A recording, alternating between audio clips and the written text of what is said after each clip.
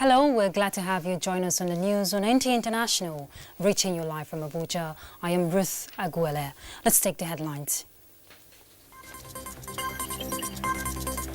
President Buhari launches 2019 Armed Forces Remembrance Day Emblem Appeal Fund, emphasizes that Nigeria's peace is non-negotiable. World Food Day celebrations, federal government to provide financial support for smallholder farmers.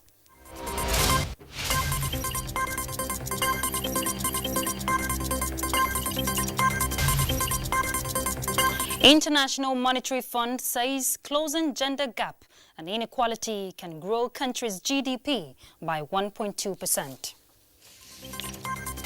And here's the news in details. The federal government is reassuring Nigerians that it will neither abdicate its responsibility nor fail to provide them an atmosphere devoid of security threats and criminality for a stable and prosperous future. President Muhammadu Buhari, who stated this while launching this year's Armed Forces Remembrance Day Emblem Appeal Fund with 10 million naira, emphasizes that peace and security of Nigeria is non-negotiable. State House correspondent has the details. Adamu Sambo. The launch of the Armed Forces Remembrance Day Emblem Appeal Fund is meant to not only give a befitting honor to the gallant officers and men who paid the supreme sacrifice to keep Nigeria united, but also provide and cater for their dependents, as well as those who survived with varying degrees of incapacitation. President Muhammadu Buhari said, more than anything else, the day must serve as a reminder of the need to jealously guard the unity of the country, which was won at a great cost. We would like to commend and reinforce our gratitude to our men and women in the armed forces who have risen to the challenge of securing our nation and providing the enabling environment for national progress. The peace and security of Nigeria is non-negotiable, and the security agencies must continue to do their work diligently. The federal government, he said, will remain steadfast in developing alliances with the international community, as well as providing necessary logistical support towards ensuring that the armed forces operate with the best modern warfare equipment towards totally defeating Boko Haram. The task of resettling and rehabilitating our citizens, as well as the reconstruction of territories affected by the war, will continue to be one of our priorities of this administration. We shall not rest until all our displaced persons are safely resettled within their communities without fear of further attacks. The president directed service leaders to take urgent steps towards the settlement of entitlements of their troops, as well as welfare packages designed for their dependents, saying families of fallen heroes must not suffer the loss of their loved ones or deprived of their due benefits. Government agencies at the federal and state levels should continue to patronize the services of the Nigerian Legion in the provision of security services. The potentials of our ex-servicemen are enormous, and the economy can tap into this for national development. I wish to call on all Nigerians and others resident in Nigeria to procure and wear the emblems with pride. Defense Minister Bashir Magashi, who spoke in the same vein, called for generous donations in support of the nation's veterans and dependents of all fallen heroes. I wish also to remind us that the national security, without doubt, is the business of every Nigerian. I therefore call on Nigerians to be more security conscious and to continue to accord due support and encouragement to the armed forces of Nigeria in the task of safeguarding the sovereignty and the territorial integrity of our country. The Armed Forces Remembrance Day, organizers say, calls to mind the negative impact of strife and conflicts, and therefore demands that responsible citizens must at all times avoid actions that emphasize their differences. As President Muhammadu Buhari maintains, the strength of Nigeria lies in her diversity. From the State House, Adamu Sambu, NTA News. And to World Food Day now, the federal government is laying foundation for the country to be among the world's leading producers and suppliers of food crops. President Muhammadu Buhari, in a message delivered at 2019 Agric Show, marking this year's World Food Day, says more land will be opened up for cultivation, while extension and financial support will be made accessible to smallholder farmers. Musa Baba Aliyu will tell us more. This year's World Food Day is coming at a time when Nigeria is testing our capacity and ability to produce enough food to feed its population without dependence on importation. The federal government is insisting that the country has no reason importing what can be produced locally, especially vegetables and grains. While we applaud this action, it is necessary for us, the farmers, to work very hard to reciprocate this gesture by embracing agriculture sustainably as a business, and in order to make it the mainstay of the economy as obtained before the discovery of oil. Minister of Agriculture and Rural Development Muhammad Sabo Nonunu says the country has no food crisis despite the closure of land border, explaining the fact that the country is food secured. We are producing enough now to feed ourselves. And I think there is no hunger in this country. But if you say some inconveniences, yes. Agriculturists are of the view that the country has been experiencing steady increase in her food production and supply since 2016. The protection of our farmers against foreign invaders must rank high in our list of priorities, because it would amount to self-sabotage if we cannot curb our appetite for imported food items. Research have also shown that we have enough food. The planet Earth is producing enough food for the world population, but the distribution is a problem. There is shortage and wastage. Nigeria and other 160 countries are celebrating this year's World Food Day with specific focus on zero hunger and balanced diet. Musa Baba Aliyu, NTA News. And still on agriculture, the race to meet the presidential challenge of returning the country to the January to December fiscal calendar continues with an interactive meeting between the National Assembly Joint Committees on Agriculture and Rural Development and the Federal Ministry of Agriculture and Rural Development, as well as agencies, institutions and parastatals under it. National Assembly correspondent Vivian Idekbefo will tell us more. From the Federal Ministry of Agriculture reveals that Nigeria has about 70 million farmers, a figure experts believe is inadequate to feed the nation's 190 million population. This and how to effectively address challenges of innovation and lack of research by institutions saddled with such responsibilities form the basis for this meeting as the National Assembly works to meet its 3 weeks target to conclude all appropriation-related matters for transmission to the Executive for assent. Chairman, Senate Committee on Agriculture and Rural Development, Senator Abdullahi Adamu, led the lawmakers in the discussion with officials of the Ministry of Agriculture.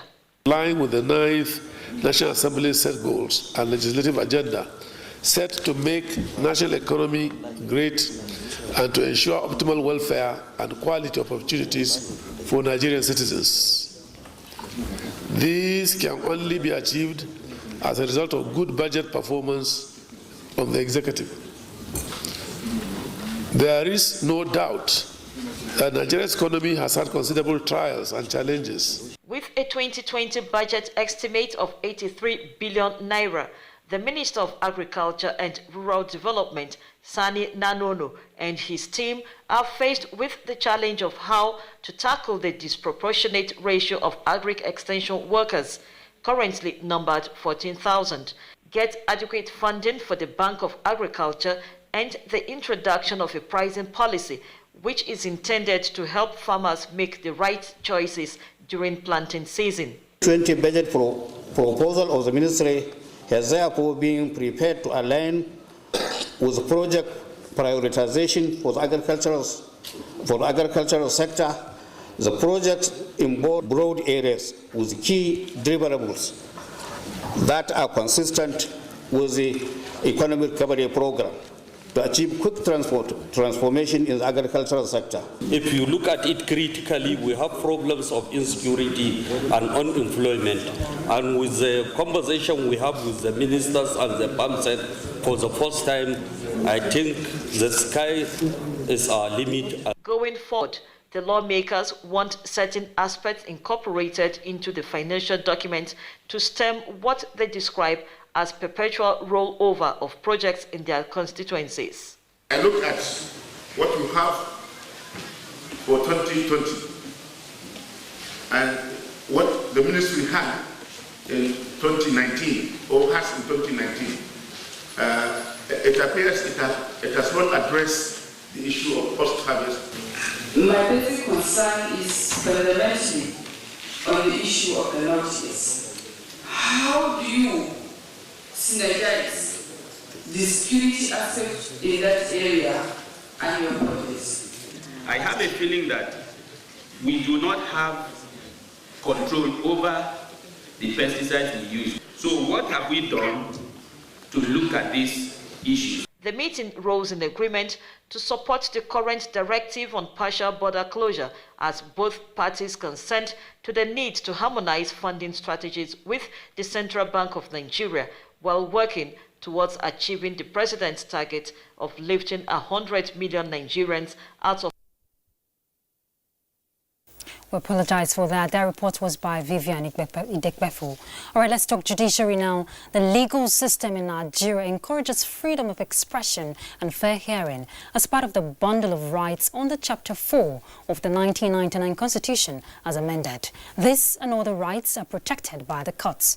In this report, Dele Atumbi takes a look at the implications of comments on matters pending before the court of competent jurisdiction. Section 6 of the 1999 Constitution establishes the courts and vested the judicial powers in them. Litigants in either civil or criminal matters are by these and other sections of the Constitution encouraged to approach the court for redress on any infringement or to avert an infringement. These sections of the Constitution also guaranteed the independence of the judiciary as an arm of government. With the judicial powers vested in the courts, matters before them are expected to be adjudicated upon and determined with the law as it is. While a matter lies within the court of competent jurisdiction, fair comments may be entertained, but unfair comments are not expected, as these could be sub judice. When a matter is before the court, reference to it does not, by the mere fact, make it an offense. A matter is believed to be sub judice if it is still being discussed in a court of law, and it is therefore illegal for anyone to talk about the material facts on the television or in the newspapers, as this could lead to contempt of the court. Call it sub judice, and it is contempt of court, that the person can be punished for a term of imprisonment or fine. You are said to be interfering with a matter that is sub judice. So, for instance, matter is in court, and I'm out there saying by the weight of evidence, this man is going to win, or blah, blah, blah. Then at that point, you are trying to get the public against a likely decision of a court that may not be as you've been telling the public. Under the law, contempt of court can be categorized into three. While the first contempt may be in form of scandalizing the court itself, there may be contempt in form of abusing parties who are involved in litigation, as well as prejudicing the courts before a matter is heard. Much as we are permitted, or members of the public are permitted, to make the word is fair comments about proceedings that are sub judice, fair comments, they are prohibited from making statements that are preemptive. This is the paper we filed on 12th October 2019. Now, we tried to serve them on Saturday. They locked them in their offices. Only God knows whether it is intentional or not. We couldn't serve them. These are the people who are saying that there is delay and so on. You are locking up your office so that you are not served. You are doing this, and you'll be the same person to go on air and criticize everything on that you yourself know is is not right. The legal practitioners termed any comment capable of putting the court in public ridicule on any matter before it as sub judice. In Abuja, Dele Atumbi ends. And still on the judiciary, an Abuja resident, Miriam Sanda, who is alleged to be involved in the murder of her husband, Biliam Aminu Bello, has denied culpability in the death of the deceased. The defendant is facing a 2-count charge bordering on murder before an FCT High Court sitting in Abuja. Olabode Arewa reports. The trial of Miriam Sanda for the alleged murder of her husband, Biliam Aminu Bello, in their Wuse Abuja home on the 19th of November 2017 continued, with the defendant opening and closing her defense. Miriam Sanda, during cross-examination by the prosecution counsel, Adama Musa, said a nude female picture allegedly found in her husband's handsets led to their disagreements. In the process, Miriam alleged that Biliam Aminu tripped and fell on a bottle, which broke and pierced him on the chest. The prosecution counsel tendered several exhibits, including her witness statements at the Maitama police station after the incident. In the statement read in the open court, she had allegedly admitted breaking the bottle in anger following her claim that Biliam Aminu molested her. Though she alleged that their 2-year marriage had not been peaceful, she denied killing her husband. During the trial, the prosecution and the defense teams called 6 witnesses: her mother, Memunatu, her brother Aliu, and her housemate Sadia were accused of conspiracy in the case.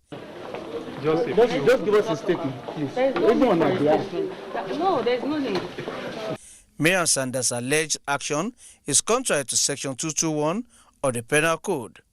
The court, having heard the evidence from other parties in the matter, fixed the 25th of November for the final written addresses by the defense and the prosecution team in Abuja.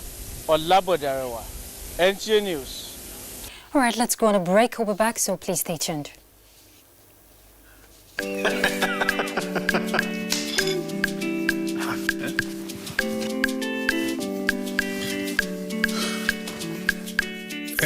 That channel where you watch just now don't waka, no panic. There's me no panic. You go do it by yourself like ABC. Oh yeah, press the menu button on top your remote. Scroll up and down till you see Information Central. Then press OK. Press OK. Check the signal strength and quality. If the signal strength and quality pass 70, make you press the exit button, go back. Go advanced options, then choose installation, then go to reset and press OK. Yeah, press OK. Wow, now you self fit catch all those channels will be one miss road by yourself. Yes, make your group for no loss. You see as I do, Abi? And I see as I do, Go TV, live it, love it. And I see as NTAI has gone mobile. Catch your favorite programs anywhere in the world by going to Play Store on Android and App Store on iOS. Search for Vision TV UK, download and install. Then you're good to go.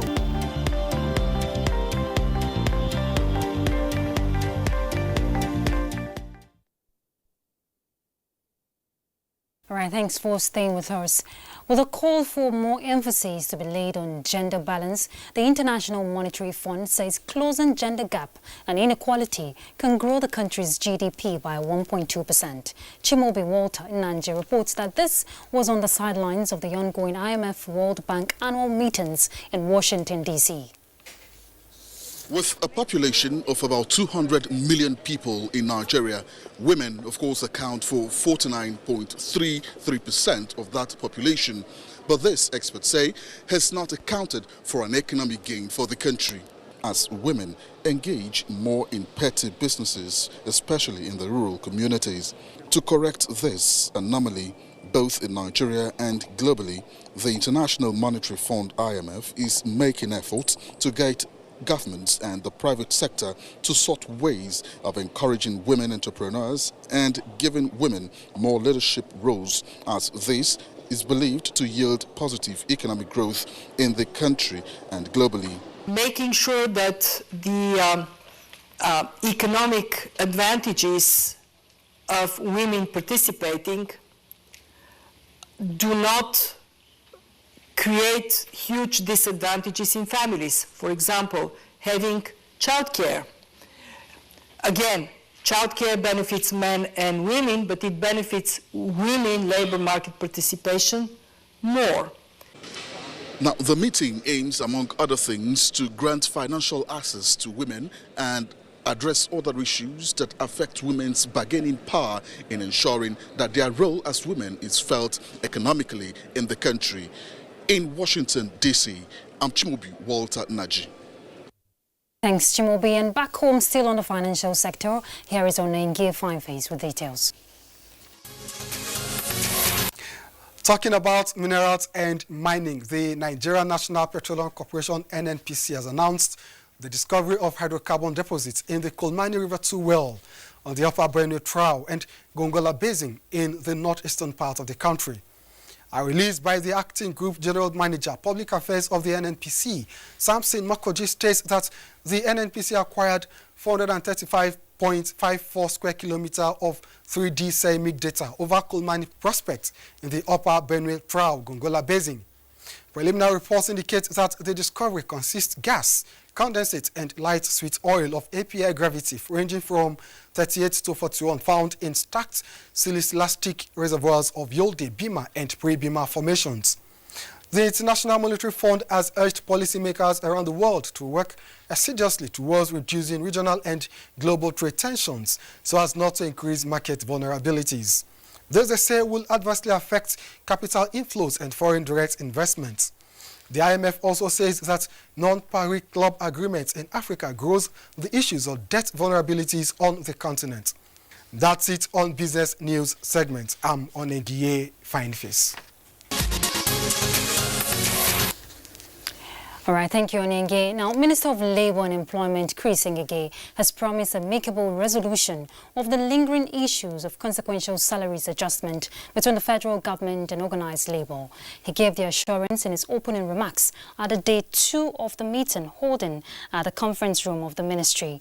The meeting, which has been attended by all members of the negotiating committee, including the head of the Civil Service of the Federation, Wages and Salaries Commission, and organised labour unions, is expected to conclude the agitations on salary issues and arrive at a figure. The meeting has gone into a technical session behind closed doors. And President Muhammadu Buhari has approved for immediate implementation of additional cost-saving measures aimed at instilling financial discipline and prudence, particularly in the area of official travels, in a bid to curb leakages and ensure efficiency in the management of government resources.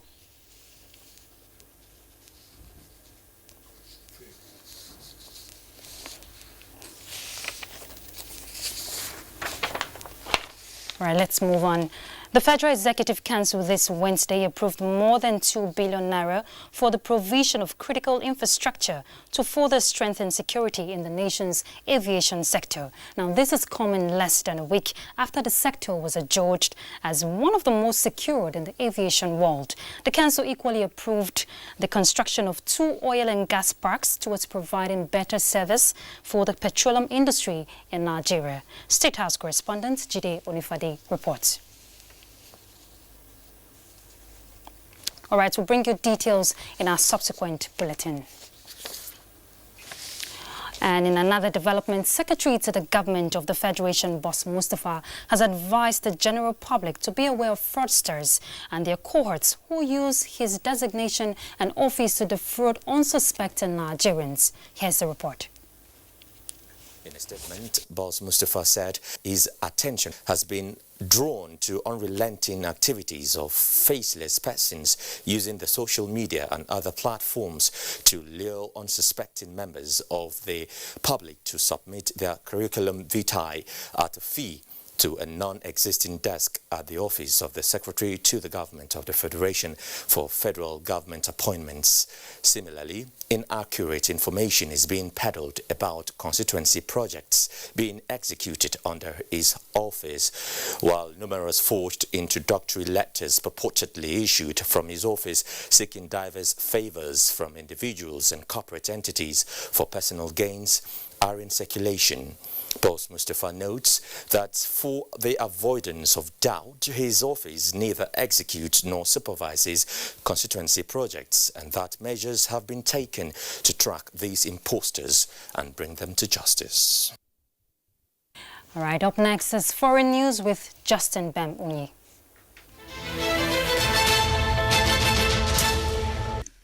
Uganda is set to immunize more than 18 million children against measles and rubella in a 5-day mass immunization campaign.